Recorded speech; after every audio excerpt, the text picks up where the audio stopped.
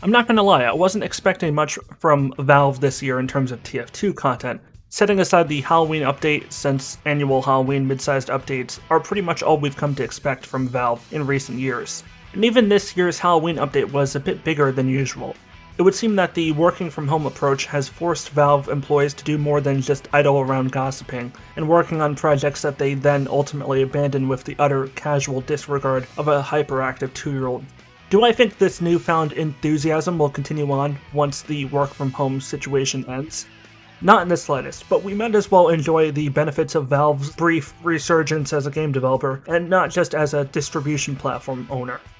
Produced in the same style as this year's Halloween update, we once again get 4 new maps, or at least 2 new maps and 2 seasonal alterations of existing maps. These maps include Pier, Snowfall, Snowville, and Whatville. Let's start with the reskinned maps first. Snowville is a festive rework of Sawmill, the by now famous, or rather infamous, King of the Hill and Capture the Flag map. To anyone who dares say 2-4 is a boring map to play on due to the inevitable stalemates that often occur, I can only say you don't know the meaning of pain until you try playing Capture the Flag on Sawmill. All you need is a handful of engineers guarding that 2-room underground flag area, plus the stairway leading down to it, as well as maybe a pyro to do some basic spy checking, and nothing. Not even an Uber Heavy is going to walk away in one piece from that. Personally, I'm more or less indifferent to Sawmill. I enjoy playing on it well enough, but it's not exactly something I would go out of my way to play compared to most of the other maps. And I don't expect a bit of snow and some holiday decorations is really going to change my opinion all that much. Snowfall is another winter-themed rework, this time of Landfall, another Capture the Flag style map. Landfall is probably one of my least favorite TF2 maps. I wouldn't say most hated because I really don't hate it, I just don't enjoy playing on it. The expansive multi-leveled layout is interesting enough, but the way it's laid out makes it feel like it'd be better suited as a manpower map than as a Capture the Flag map. Landfall is one of my least played maps, and if there's one thing I can promise you, it's that no amount of snow or holiday props will incentivize me to play it longer than necessary for the purposes of this video. Now, let's talk about the brand new maps, shall we? Or at the very least, new to being official TF2 maps. Because for anyone who spent a fair amount of time playing on TF2 community servers, really still probably the most authentic way to play TF2 in my opinion, Pier is anything but new. Pier, for those still unfamiliar with it, is a payload map, where one team stands near a cart to push it along a very long turning and twisting track in order to pass certain checkpoints, and ultimately reach the end of the map. The other team will try to play defense and stop the attacking team's payload from reaching its ultimate destination. Every time the payload crosses a checkpoint, additional time is given to reach their final destination. Payload maps are traditionally pretty linear, but the best of them, like really any map, provide a fair number of alternate flanking routes both for the offensive and defensive teams to take advantage of in their continued skirmishes against the other side. And this map is very, very good about that. I spent a good chunk of my time on this map playing Pyro because this map was so much fun to jetpack around in. Say what you will about the Heavy versus Pyro update, but I think one thing most of us can agree on universally is how fun the Pyro's jetpack is to use, and how it really opens up new flanking opportunities for a character that, like the Scout, makes flanking their ultimate priority. And again, this map is ideal for flanking. One of the benefits to this technically being a new map, having prior only been available on certain community servers, is that the portion of the player base, mostly new players, who have never really explored the well of weirdness that is the TF2 community server directory, are woefully underprepared for such unexpected maneuvering. And I had fun taking advantage of it until the enemy heavy got wise to what I was doing and started targeting me whenever I was within his sight. Demomen, soldiers, and engineers, those are my prey, but a brass beast heavy, aided and abetted by a quick fix medic, that thing, it scares me. Here is a truly fantastic map. So many little details, nearly perfectly designed flanking routes, again, a payload track that doesn't really favor either side explicitly. It's everything you'd want in an ideal payload map, and makes me look forward to the possibility of playing it more in the future, even after this holiday season draws to a close. Whatville, however, God, what can I even say about this one? I feel like Whatville's creation was due to a kid walking in and watching their dad making a TF2 workshop map, and when it stopped nagging their dad until their dad reluctantly gave them a shot at making their own map too. It's like those pictures we drew in kindergarten where we'd all draw the sun in the top left corner of the paper because we couldn't be bothered to actually accurately draw a circular sun in full detail, and we'd give that drawing to our parents at the end of the day and they'd all pretend to be all proud of our meaningless accomplishment. This is how I feel about Whatville.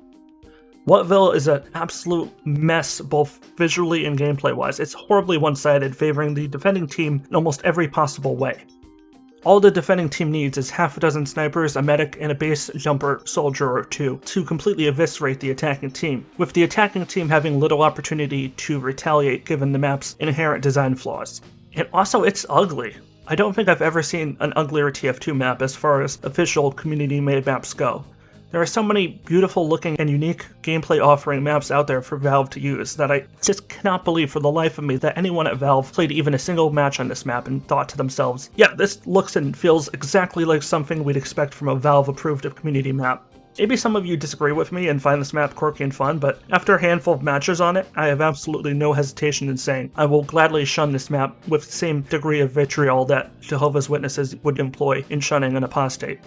In addition to these 4 maps, we also got a new Winter 2020 Warpaint case, filled with some new community-made weapon decals you can use on your weapons. As well as these, we also got a surprising 8 new taunts, mostly community-made, which are quite nice in their own right. I know a lot of TF2 players are enjoying making memes of Scout's new skateboarding taunt, but I'm really enjoying the Scorched Solo, Pyro's little piano playing emote, and Engineer's new Texas trucking emote is pretty cute too. I mean, how could you not enjoy watching the Engineer ride around on his own micro-scaled tractor? Also, I really like the snarky and dismissive medic taunt, Timeout Therapy. I enjoy the idea of just sitting back and ignoring my team's pleas for preventative medicine while sipping a nice kofefe and going over my medical notes. The rest of the taunt emotes are kind of forgettable and not something I would potentially buy. That said, keep in mind that Pyro, Engineer, and Medic are basically my favorite trifecta of characters to play in TF2, so I think it goes without saying that I'm a tiny bit biased in their favor anyway, but even if that weren't the case, I think I'd still view these taunts as being pretty cool anyway. And that's kind of more or less how I'd summarize this winter update in of itself. Pretty cool, but not exactly mind-blowing. I'm still grateful TF2 continues to get any updates when it's been around for 13, going on 14 years now, but I just can't help but feeling a little bummed out that Valve not only is content to do very little themselves, but won't even set up a proper apparatus for the community to put out its own seasonal updates. Just let the community vote on what content they want to see added in, like the top voted map, the top 6 voted cosmetic items, a new taunt or 2, and that's it. Just put out a little blog post and some promotional art. That's all Valve would really have to do themselves. They've already got similar systems in place with Steam Workshop. All Valve would need to do is expand that system a little bit to make this work. But until then, again, I'm glad we're getting something rather than nothing. It would just be better if we got this minimal amount of content seasonally rather than once or twice a year.